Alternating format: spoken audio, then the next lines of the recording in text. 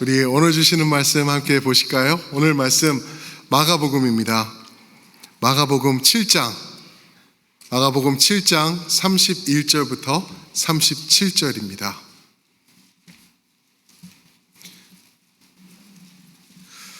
마가복음 7장 31절부터 37절. 우리 권사님 기도해 주신 것처럼 오는 주일이 일꾼 선출입니다. 우리 계속해서 기도해 주시고요.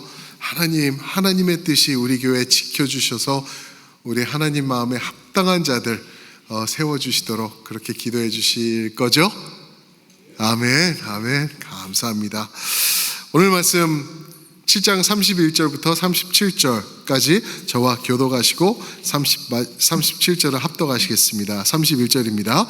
예수께서 다시 두로 지방에서 나와 시돈을 지나고 데가볼리 지방을 통과하여 갈릴리 호수에 이르시매 사람들이 귀먹고 말 더듬는 자를 데리고 예수께 나와 안수하여 주시기를 간구하거늘 예수께서 그 사람을 따로 데리고 무리를 떠나사 손가락을 그의 양 귀에 넣어 침을 뱉어 그의 혀에 손을 대시며 하늘을 우러러 탄식하시며 그에게 이르시되 에바다 하시니 이는 열리라는 뜻이라. 그의 귀가 열리고 혀가 맺힌 것이 곧 풀려 말이 분명하여졌더라. 예수께서 그들에게 경고하사 아무에게도 이르지 말라 하시되 경고하실수록 그들이 더욱 널리 전파하니. 함께 읽습니다. 사람들이 심히 놀라 이르되 그가 모든 것을 잘하였도다. 못 듣는 사람도 듣게 하고 말 못하는 사람도 말하게 한다 하니라. 아멘. 오늘 말씀 제목은 주님의 기적이 임할 때, 주님의 기적이 임할 때입니다. 복음서를 보시면은 예수님의 기적이 수차례 나오고 있죠. 근데 각 복음서의 저자가 의도하는 내용 중심으로 그 필요하고 그 내용에 맞추어서 기록된 기적들이 이렇게 나열되어 있는 것을 보죠. 그래서 모든 복음서에 모든 기적이 있지 않아요. 여기선 있는 기적 내용이 저기서는 없을 수 있고 또 여기서 있는 게 저기서는 또 없을 수 있고 그렇습니다. 통틀어서 보면은 모든 복음서에 있는 예수님의 행하신 기적을 보면은 37개, 어떤 거는 기적으로 치든지 않든지 뭐 이렇게 해가지고 35개에서 37개 정도의 예수님의 행하신 기적이 있어요. 그러면은 그게 다일까요? 아니죠. 우리가 제가 누누이 말씀드리듯이 요한복음 21장 끝절에 보면은 예수님이 하신 일은 더 많은데 그것을 낱낱이 기록하려면은 온 세상이 꽉 찰 듯 책들이 있다고 하더라도 다 기록하지 못할 것이다 라고 말했습니다. 그러니까 이 복음서 저자들이 선택한 기적들, 자기가 전하고 싶은 예수님의 진리에 맞는 것들만 기록해 놓은 것, 그렇게 해서 총 통틀어서 보니까 37개라고 되는 거죠. 그런데 그 중에서요, 예수님의 모든 기적을 행하신 곳은 이스라엘이었죠. 그죠? 이스라엘이고 특별히 이스라엘 중에서도 북쪽에 있는 갈릴리 지역에서 예수님께서 거의 모든 기적을 행하셨죠. 그런데 오늘 말씀, 마가복음에 나오는 이 말씀을 보시면은 이방 땅에서 행하신 기적들을 모아놨어요. 이방 땅에서. 그래서 오늘 31절 보시면은 예수께서 다시 두로 지방에서 나와 시돈을 지나고 데가볼리 지방을 통과하여 갈릴리 호수에 이르셨다라고 말하고 있어요. 주일날 말씀드렸나요? 이렇게 유다 지역이 밑에 있고 그 위에가 사마리아, 그 위로 북쪽이 이제 갈릴리, 그리고 그 오른쪽으로 보면은 이제 요단강, 갈릴리 호수, 그리고 사해 바다 이렇게 나아가게 되죠. 그래서 이 유다, 사마리아, 갈릴리 경계선 이스라엘이 끝나는 곳에서부터 시작되는 나라가 레바논이에요. 레바논 올라가면은 시돈, 오늘 31절에서 말하는 시돈과 두로가 나오죠. 그것을 얘기를 해주는 거예요. 그러니까 예수님께서 행하신 기적은 시돈과 두로, 즉 이방 나라에서 행하신 기적을 말씀해주고 있죠. 데가볼리는 어딘가 하면은, 데가볼리는 데카폴리스라고 하면, 데카 하면은 열을 말해요. 열. 폴리스는 시리, 10개의 도시가 있던 곳. 그게 어디냐면은 갈릴리 호수의 오른편이죠. 그러니까 이스라엘 갈릴리 호수 지나서 밖으로 이방 땅인 데가볼리 거기에서 이제 거기는 베세다 뭐 이런 다른 지역들이 있는데, 갈릴리 호수를 중심으로 이방 나라와 이제 갈릴리 그 지역이 이렇게 붙어 있었던 것을 볼 수가 있죠. 좌우지간 31절이 우리에게 전해주시는 내용은 뭐냐면, 예수님이 지금 행하시는 이 일은 이스라엘 땅이 아닌 이방 나라에서 행하신 것이다 라는 것을 우리에게 명확하게 보여주고 있는 것입니다. 오늘 마가가 기록한 이 주님의 치유, 이 기적에서 보여지는 특별한 내용들이 있어요. 그게 무엇인지 우리가 이것을 나누면서 우리도 여기서 배워야 될 것, 적용해야 될 것을 우리가 캐치를 하면서 우리 삶에 이런 모습이 있어야 되겠다라는 점들을 우리가 보기를 원합니다. 한 3가지로 볼 수가 있는데요. 첫 번째가 뭐냐면은 소외된 자들을 찾아가신 주님이에요. 소외된 자들을 찾아가신 주님. 소외된 자들이 누구죠? 이방인들이에요. 이방인들. 저 인간들, 저 쓸모없는 인간들, 하나님도 등을 돌려버리신 저 인간들, 소외된 자들, 그게 유대인들의 그 관점이었죠. 그래서 그 사람들, 시돈, 두로, 데가볼리, 말씀드렸던 이 지역에 있는 곳, 거기를 예수님께서 찾아가신 거예요. 유대인들은요, 당시는 웬만하면은 이스라엘 밖으로 나갈 일이 없어요.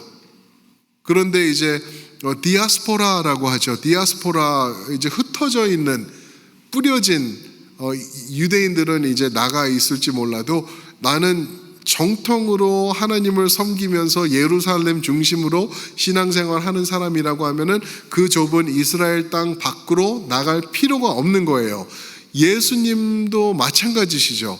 그런데 일부러 시돈, 두로, 데가볼리를 찾아가셨던 예수님을 볼 수가 있는 것이죠. 이방인들, 소외된 자들, 업신여김을 받던 자들을 찾아서 발길을 옮기신 예수님. 근데 그곳에 가서 32절에 보니까 만난 사람이 누구죠? 귀 먹고 말 더듬던 자들, 그를 어루만져 주신 거예요. 귀 먹고 말 더듬는 자들. 귀가 먹으면은요, 말을 더듬을 수밖에 없겠죠. 그죠? 안 들리니까, 입 모양을 최대한 본다 그래도 이게 안지, 여인지 이거를 모르니까 정확히 말을 할 수가 없는 거는 당연히 그렇게 될 것 같아요. 그런데 그런 사람을 예수님께서 만나 주신 거예요. 그냥 어쩌다 예수님이 보니까 두로 지방, 시돈 지방 가가지고 그 사람을 그냥 재수도 좋지, 그 사람은 그냥 예수님을 만났다, 이런 게 아니라 예수님은 목적을 가지고 그 사람을 만나 주신 것, 예수님이 하신 모든 일들은 하나님의 뜻을 이루기 위해서 하신 거기 때문에 그냥 오늘 이 사람 운 좋네, 고쳐줘야지, 이게 아니었다는 것을 우리가 알 수 있죠. 사랑하는 성도 여러분, 요즘은 어떨까? 요즘은 이런 사람들 보면은 많이 좋아졌죠. 특히 미국에서는 몸이 아프거나 불편한 사람들을 보면은 오히려 더 섬겨주고, 더 문도 잡아주고 도와주고 그러려고 하는 좋은 모습들이 많이 있어요. 그렇다고 하더라도 오늘날도 아직도 갈 길이 먼 것을 우리가 알죠. 예수님 때는 이런 사람들 죄인 취급했어요. 저 죄인이다. 귀도 못 듣고 말도 더듬고 말도 못하는 저 사람 죄인이다. 어떻게 하냐고요? 요한복음 9장에 보면은 태어나면서부터 맹인된 자가 있어요. 맹인된 자가 있는데 예수님 앞에 물어보죠. 저 사람이 누구 죄 때문에 저렇게 된 겁니까? 태어나면서부터 저런데, 그러면은 태어나기 전에 죄를 진 겁니까? 아니면 엄마 또는 부모의 죄가 저 사람에게 전가된 겁니까? 그런 질문을 해요. 죄인이라는 거예요. 죄인, 몸에 문제가 있기 때문에. 그거를 지금 그런 상황에서 예수님께서 이 사람들을 돌보시면서 찾아가신 것을 말씀해주고 계시는 거죠. 저는 그래서 우리 교회에서 러브스트리트 같은 사역하면서, 러브스트리트 같은 거 하면서 이렇게 정말 필라델피아뿐만 아니라 미국이 버린 사람들이 거기 있지 않나요? 마치 이렇게 자를 재가지고 이렇게 만들어 놔가지고 여기 들어가, 여기서 해, 여기 바늘도 여기 있어, 주사도 있으니까 해 하면서 나오지만 마, 거기서 죽든지 어떻게 하든지, 심장마비가 걸려 그러면은 우리가 가서 뭐 주사를 놔주든지 이렇게 할 테니까 나오지 마 하면서 그냥 방치해 놓는 소외된 자들, 우리가 다가갈 수 있는 게 얼마나 감사한지 몰라요. 추운 날씨에 우리 청년들이 또 우리 집사님들이 그렇게 나가시는 거는 정말 예수님의 그 숨결, 따스함, 그 사랑으로 나가는 것 같이 느껴져요. 그래서 얼마나 감사한지 몰라요. 저희가 하는 거 별로 없어요. 나가서 뭐 복음도 전하지도 못해요. 많은 경우에 그냥 알아듣지도 못하고요. 이렇게 지난번에 가서 보니까 놀란 게, 우리가 뭐 이제 청년들이 뭐 주고 그러니까 하는데 옷을 이렇게 벗고 그러는데 추워요. 근데 여기에 바늘이 이렇게 꽂혀 있어요. 그러니까 약을 또 넣어야 되는데 찌르기 싫은 거야. 그러니까 바늘을 그냥 꼽아 놓는 거예요. 대단하죠. 그런데 아유, 그런 약쟁이들 뭘 그렇게 도와준다고, 아유, 그런 거 왜 해? 아니요. 예수님이 사랑하는 사람들이 거기 있더라고요. 그래서 가면은 또 그 중에서 또 God bless you, Jesus loves you 그러면은 또 반응해 주는 사람들도 있어요. 얼마나 많은 사람들에게 외면당하고 가족에게 버림받고 그런 사람들인지. 예수님이 필라델피아로 2025년도에 오셨다면은 아마 켄싱턴 단골이셨을 것 같아요. 그런 모습으로 그곳에 많이 가셨을 것 같아요. 우리가 생각해 볼 수 있죠. 그런 사람들을 찾아가신, 소외된 자들을 찾아가신 예수님의 모습, 여기서 볼 수가 있죠. 그죠? 두 번째로는요, 예수님이 이 기적을 행하실 때 티나지 않게 만져주셨다라는 것을 볼 수가 있어요. 티를 나지 않도록 예수님께서 조심하셨던 것을 볼 수가 있어요. 33절 보시면은 그 사람을, 누구를요? 귀 먹고 말 더듬는 그 사람을 따로 데리고 무리를 떠나셨다 그래요. 사람들이 지금 예수님이 오신 거예요. 그 유명한 사람, 그 병 고치는 사람, 의사가 없어서 병들면 다 죽어나가는데 그 사람이 만져주고 말만 해주면은 낫는 그 사람이 온 거예요. 그러니까 많은 이방인들이 모였겠죠. 그죠? 다 모여 있는데 왜요? 유다나 갈릴리 땅은 그래도 들어가기가 쉽지는 않아요. 유대인들 때문에, 자기네들 땅이라고 그렇게 말하면서 못 오게 하는 곳이기 때문에. 근데 직접 찾아와 주셨으니까 그 지역에 있는 많은 소외되고 아파하고 소망 없는 사람들이 얼마나 많이 왔을까 상상이 되죠. 그죠? 그래서 모여 있는데 귀가 먹고 말을 더듬는 사람이 나타나니까 예수님이 33절 그 사람을 따로 데리고 무리를 떠났다. 왜 그랬을까요? 여기서 저자가 우리에게 전해주고 싶은 이 말씀을 기록한 이유가 무엇일까요? 그 답은 티나지 않게 만져주시기 위해서, 티나지 않게 하시기 위해서 사람들 가운데서 하지 않으시고 따로 데리고 떨어져서 고쳐주셨다는 거예요. 36절 한번 보실까요? 36절에도 비슷한 내용이 있죠. 예수께서 경고하사 아무에게도 이르지 말라. 이제 그 사람을 만져주셔가지고 이제 병이 났어요. 귀에다 손가락을 넣으시고 침을 뱉어서 손에 묻혀서 혀를 만지신 거예요. 이거 보면은 저는 처음 든 생각이 더러, 지저분해. 그렇죠? 이렇게 누구랑 얘기하다가 침만 탁 튀어도 지저분하다고 느낄 텐데 예수님이 침을 그렇게 하셨대요.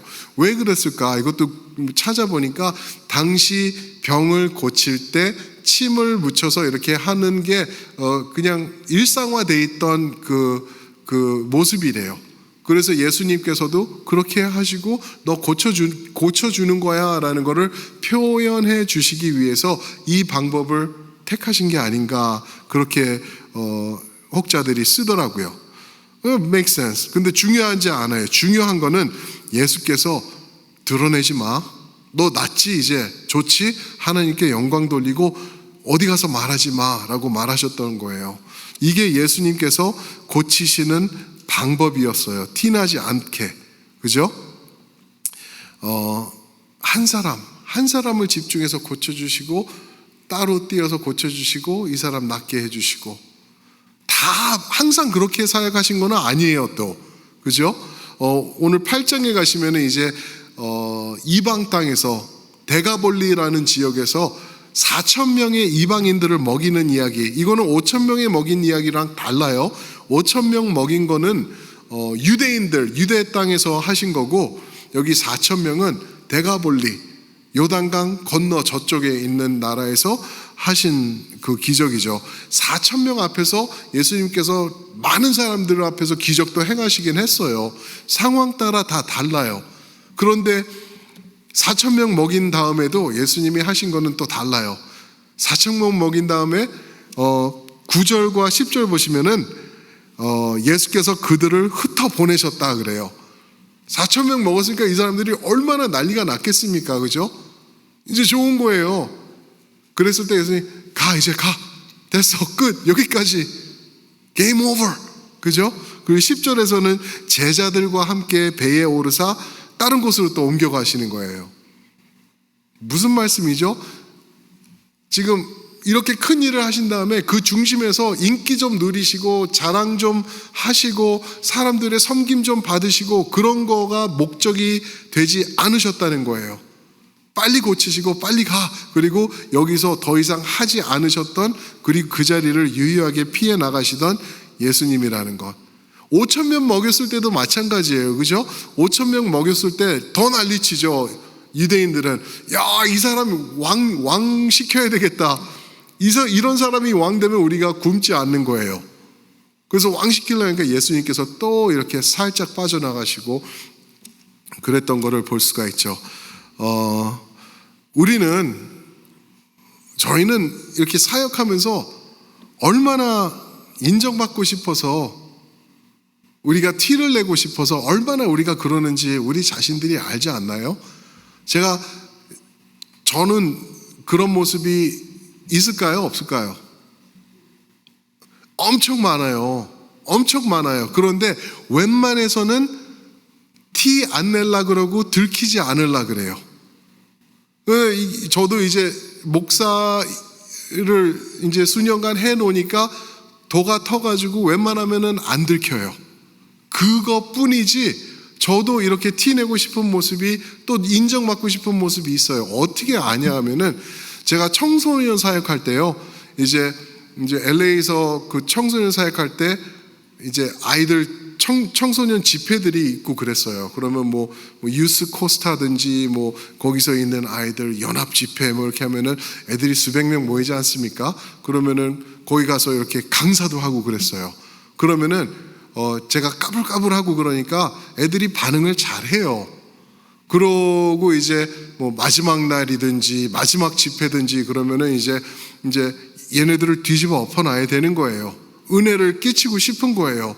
그래서 얘들 눈물 콧물 짜게 해가지고 예수님 앞에 회개하고 주여 내가 아프리카 가겠습니다 뭐 이런 거 하잖아요. 그런 거를 하게 하고 싶어요. 그래가지고 그런 거를 하다 보면은 이제 아이들, 예수 믿는 애들 앞으로 다 나와, 선교사 될 애들 이쪽으로 와, 아프리카가 저쪽, 소련은 이쪽, 뭐 이런 식으로 해가지고 뭐 난리를 칩니다. 그러면 아이들이 막 반응하잖아요. 그러면 어떤 마음이 드는지 아세요? 그래, 나 정도 되니까 이렇게 할 수 있는 거지. 나 정도는 돼야지 이렇게 하지. 이게 아주 죽으려고 환장한 거죠. 하나님 앞에서. 그런 저의 모습이 있었다니까요. 다 그렇지는 않았어요. 꽤 저도 은혜 받고 좋아서 주님께 감사하는 것도 있었는데 가끔씩 그런 생각이 들어요. 그러면서 이제 내가 하나님의 영광을 차지하고 싶은 이런 아주 환장한 모습, 이런 게 있다니까요. 그런데요, 그런 모습이 나이가 들고 더 신앙이 성장을 한 것 같은데 아직도 저에게 있다니까요. 제가 이렇게 솔직하게 말씀하면 여러분들은 지금 저를 에이그 목사가 저거밖에 안 돼요, 그러시면 안 돼요. 여러분들이 이제 동의를 해 주셔야 돼요. 그죠? 우리가 다 그런 모습이 있다라는 거죠. 아마 이게 평생 갈 거예요. 티내고 싶고 드러나고 싶고 인정받고 싶고, 그런 우리에게 예수님께서 몸소 보여주시는 게 티나지 않게 만져주시고 따로 데리고 가서 고치시고 말하지 마, 그냥 그대로 가는 거야 라고 하면서 이렇게 움직이신 예수님의 모습을 우리가 볼 수 있죠. 그래서 예수님께서 여기서 이방 땅에서 하신 일은 소외된 자들을 찾아가 주시고요, 티나지 않게 만져주셨고요, 세 번째가 34절에 보면 기도하시면서 역사하셨어요. 기도하시면서. 예수님인데 왜 기도가 필요할까요?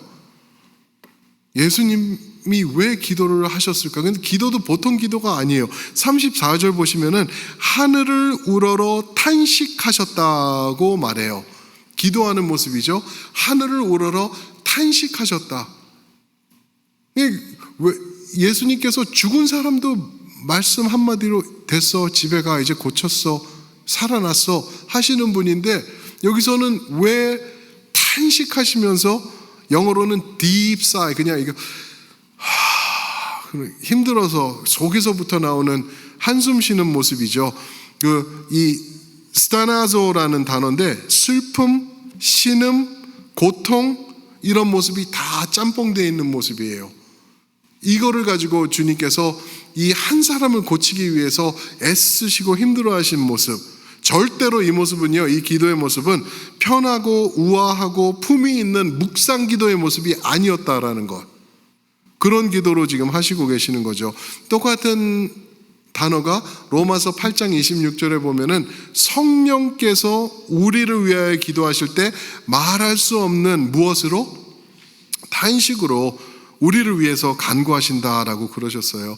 성령께서 이런 인간, 이 죽으려고 환장한 인간, 하나님 앞에서 영광 가로채려고 하고 있는 이런 인간을 보시면서 탄식하면서 한숨 쉬시면서 저를, 하나님 얘가 원래 이런 애가 아니고요, 저를 봐서, 이러면서 기도해 주시는 모습, 성령께서 하고 계시다라는 것입니다.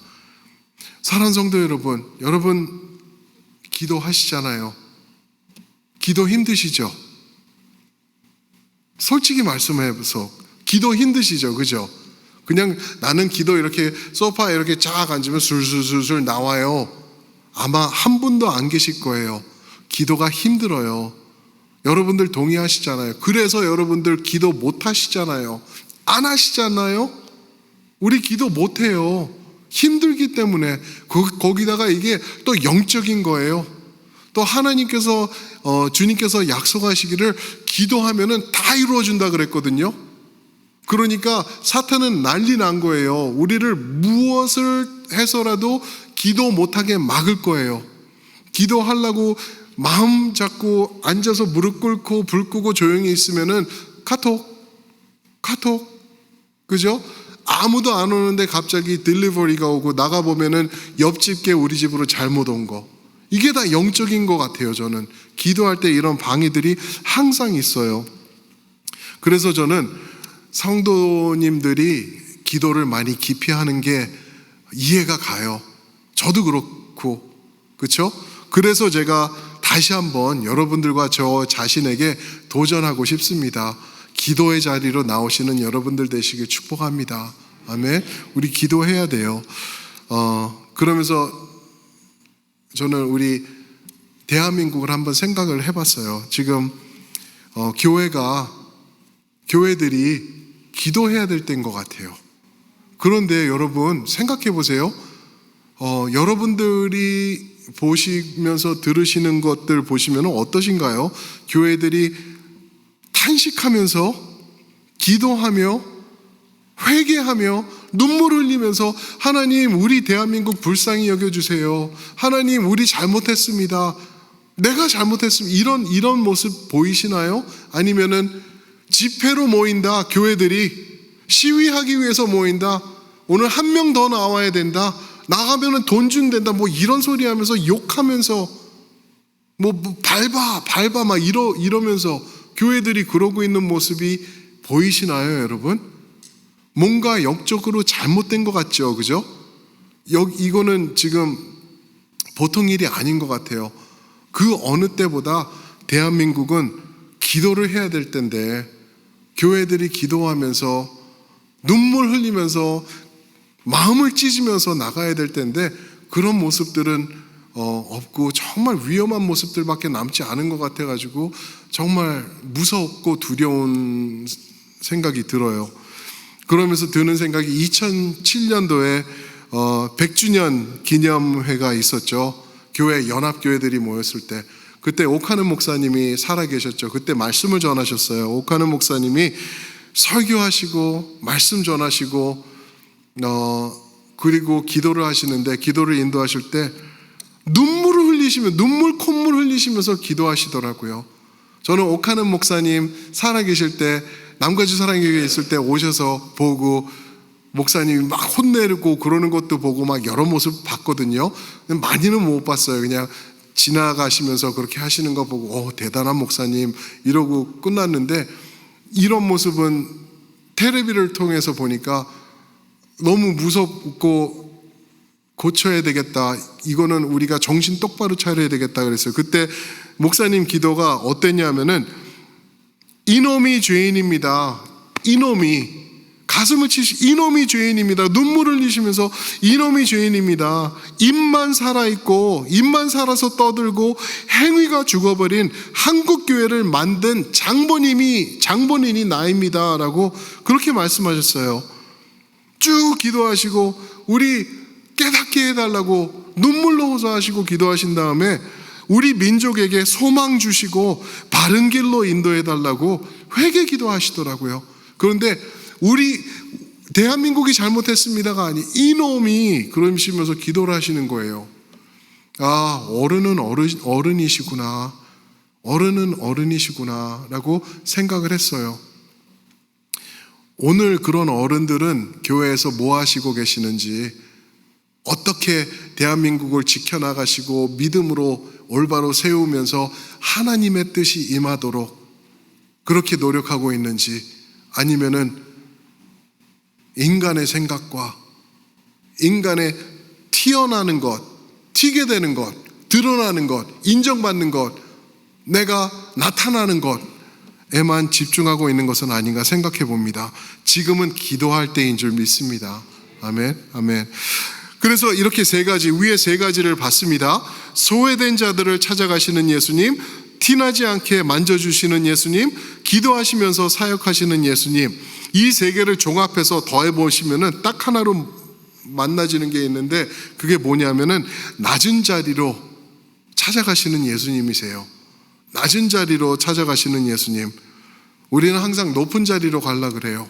그런데 예수님은 낮은 자리로 처음부터 끝까지, 구유에서부터 십자가까지 보시면은 나무로 만든 낮은 자리로 찾아가셨던 예수님이죠. 그 모습 우리가 닮아야 되는 거 아닌가요? 그럴 리는 없겠지만 이제 이번 주일날 우리 권사님 기도해 주신 것처럼 이제 일꾼 선출이잖아요. 일꾼 선출이 있어요. 항상 조심스러워요. 근데 저는 감사한 거는 우리 첼트넴 교회의 온전하고 귀한 모습을 봐요. 그냥 문제 삼지 않으시는 모습들도 보고 얼마나 감사한 모습이 있는지 몰라요. 그렇지만 이 일꾼 선출을 바라보면서 혹시나 이런 두려움이 생기는 게, 이거를 통해서 내가 인정받는 자리로 나가는 것, 또는 잘 나가는 자리로 내가 올라가는 것, 혹시나도 이렇게 생각할까봐. 그렇죠? 그러면은 이거는 잘못된 거죠. 그렇지는 않겠지만, 그거를 위해서 우리가 이렇게 기도를 하고는 있지만, 혹시나 내가 인정받는 것이다. 인기가 이 정도는 돼야지 이렇게 되는 거야 라고 생각하는 분들이 계실까봐 두렵고 떨려요. 그런 모습이 있어요. 왜 그러냐면은 일꾼 선출이에요. 인기짱 선출이 아니라, 그죠? 일꾼들이 세워지는 것인데 더 낮아지며 우리 이 예수님이 보여주신 이 모습대로 우리 나가는 게 우리의 모습이 되면 좋겠다라고 생각해 봤습니다. 사랑하는 성도 여러분, 말씀을 마치면서요, 진짜 놀라운 기막힌 진리 하나 알려드릴게요. 그게 뭐냐면요, 오늘 기적을 얘기를 했지 않습니까? 기적 중에 기적이 누군지 아세요? 바로 저와 여러분들이에요. 우리가 기적이라니까요. 뭐 내가 무슨 기적은 무슨 난데. 아니요. 여러분들이 죽음 가운데서 나 같은 죄인 살리신 주은의 고마와를 선포할 수 있는 게 기적인 줄 믿습니다. 우리를 구원하시면서 우리를 바꿔놓으신 거예요. 이런 기적이 어딨냐고요. 그런 주님께서 우리를 기적으로 만들어 놓으시고 이 땅에다가 풀어 놓으셨어요. 그 말은 우리가 돌아다니면서 주님의 기적을 자랑하라고 우리를 이 땅에다 심어 놓으신 것입니다. 그래서 시편 77편 14절에는 이렇게 말씀하십니다. 주는 기이한 일을 행하시는 하나님이시라. 민족, 다른 말로 사람들 중에 주의 능력을 알리셨다. 사람들 중에 주의 능력을 알리셨다. 어떻게 해요? 기적들을 통해서요. 기적들을 풀어놓으신 거예요. 그래서 여러분들의 모습 통해서, 우리의 낮아지는 모습 통해서, 예수님을 닮아가는 그 모습을 통해서 예수님께서 기적을 선포하고 계시는 줄 믿습니다. 아멘. 그런 찬송가가 있죠. 큰 은혜를 주신 내 예수시니 이전보다 더욱 사랑합니다. 우리 이거 후렴 불러요. 후렴 부르면서 이 은혜를 주신 감사합니다. 큰 은혜를 주신 내 예수님이십니다. 큰 은혜를 주신 내 예수시니 이전보다 더욱 사랑합니다. 그 큰 은혜, 큰 은혜를 주신 내 예수시니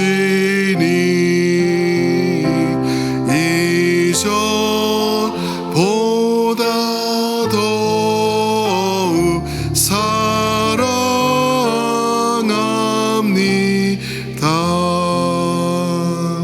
아멘. 우리 그렇게 살면 좋겠어요. 이 은혜 주신 주님을 어제보다 오늘 더 사랑하고요, 내일은 더 사랑할게요. 주님, 기적의 역할 감당하겠습니다. 그런 모습으로 나가면 좋겠습니다.